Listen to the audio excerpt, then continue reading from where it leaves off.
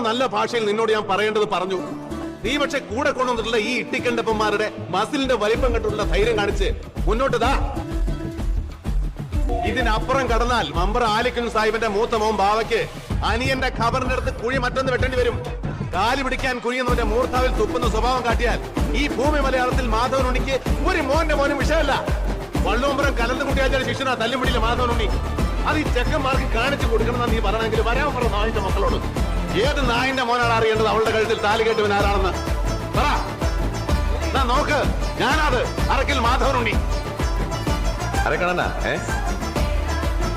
ഇവിടുത്തെ S I എങ്ങന്നിട്ട് അമ്മായി അകത്ത് ഇരട്ട പറ്റി കിടക്കാണെന്ന് കേട്ടു. ഒന്ന് കാണണം. കുട്ടികൾക്ക് ഓരോ പൊന്നരഞ്ഞാണം കൊടുക്കണം. എന്തേ